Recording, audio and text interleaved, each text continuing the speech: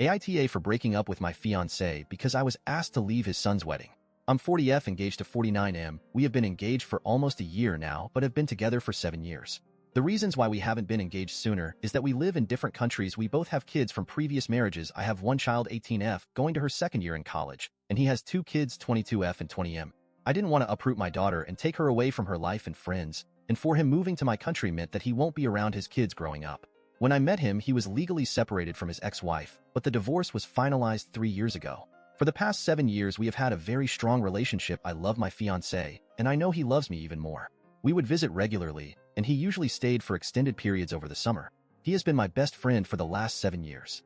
Last year, my daughter decided to go to college in a European country. His daughter got engaged and moved to a different state, and his son, while still living with him, proposed to his GF and planned their wedding to be this summer. Last summer, we talked about finally getting together, and we both decided that I will be moving to his country. And for me, it was the leap of faith to leave everything behind and be with him somewhere where I don't know anyone or anything, but he was worth it. Last summer, he was staying with me for 5 weeks. We invited his kids for the first time to stay for 2 weeks with us. I did my best to make them feel welcome, basically did nothing other than entertaining them. There were few things didn't set well with me, but I didn't share with my fiancé. His DL had made some few rude comments. She came across as a controlling person, and the son was a bit of a pushover, but it wasn't any of my business anyway. During their visit, his son and Dill invited me to their wedding this summer, and I accepted their invite just out of courtesy tbh. Between then and now, I have asked my fiancé multiple times to confirm the invitation with the bride and groom, and I told him that there are no reasons for them to feel obligated to invite me, as I understand that it can be awkward for other family members, especially the ex-wife. For the time of the wedding, I flew to meet my fiancé. The wedding was in the bride's home state, so we booked a hotel near the venue. On the day of the wedding, I was so nervous about the reception, showing up to an event where I know no one other than my fiancé's close friend. I understood that my fiancé, as the father of the groom, will have responsibilities that would probably keep him busy. After the ceremony, we went to the reception. I was seated on the same table as my fiancé's friend. I haven't left the table, as it was discussed beforehand between myself and my fiancé that any introductions to the extended family will be arranged after the wedding as a separate occasion.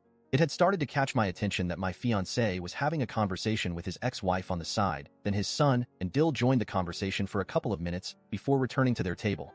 My fiancé came to me asking to talk outside, where he said that emotions are running high and people are just stressed, and he thinks it's wiser if I got back to the hotel. I didn't understand at first. I even asked why he decided that we should leave this early, and he said that his friend is driving me back and he will follow after a while. And that's when I actually realized I was being asked to leave.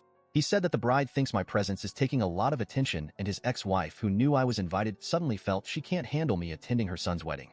I asked, what did I do wrong? I haven't even left the table where I was seated. I wasn't arguing with him wanting to stay at the wedding, because at this point there was nothing that would make me go back inside. I just wanted to understand. My fiancé was actually in tears at this point, asking me to understand the difficult situation he is in, and I told him to go back inside as I was disgusted looking at him. His friend came out, asked my fiancé to go back inside, and he took me to the hotel, where I asked him to wait in the lobby for me as I was packing my things to move to a different hotel. After the wedding, my fiancé called me, and I agreed to meet him, just to tell him that we were done and I'm going back home the next day. He was very emotional, asking me to stay and to try to work things out, but I was so angry for being humiliated and for him not standing up for me. I did leave the next day, and it was the most miserable flight I have ever taken. Few days after, my fiancé was at my door. I let him in, and we did talk. He begged me for another chance, saying he would do anything. I was still angry, but I had it in me to tell him that I will think about it. Next morning, I sat him down and I told him that I was willing to give our relationship another chance, but I have certain conditions, and he immediately said he would do anything. My first condition was that he will be the one moving to my country, and that his son and Dill will never be welcome in my home again. He can contact them and visit as much as he wants, but not in my home or in presence. He told he was expecting my first condition, but the second one seems very cruel, and he is heartbroken that I want to punish him in such way, and I should be more forgiving towards the kids as they are just so young.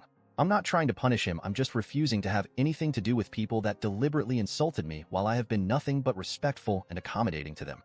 Edit. Okay, living on the other side of the hemisphere. Woke up to find so many replies. I tried to read as much as I can, and I think to clear some details that had been mentioned a lot. First of all, although I'm not in a good place with my fiancé, now I don't think he is that horrible person everyone is making him out to be. The support feels good though. One of things that we bonded over for all of these years is our unconditional love for our kids. I was widowed when my daughter was 6 years old, and she has been my #1 priority ever since, and that was one of the reasons he was doing most of traveling to see us. I know for a fact that he was not cheating or keeping me as mistress. He was so open about our relationship, even posting about us on his social media. The reason to why the divorce was delayed for years, even after separation, was to my understanding had to do with keeping the ex-wife on his medical insurance, as she was having a series of surgical procedures. I didn't get to meet extended family before, as they didn't all live in the same state, and traveling to see cousins or distant relatives wasn't a priority to us with the already limited time that we had together. There was one smart observation in the replies that I have read, and maybe it was an important detail to explain why I stood out in the wedding. I'm of a different ethnicity than most, if not all, of the people that was in the wedding. The ex-wife, the son, and the dill are very religious, and I'm not even Christian, and I know they had a problem with my fiancé marrying non-Christian.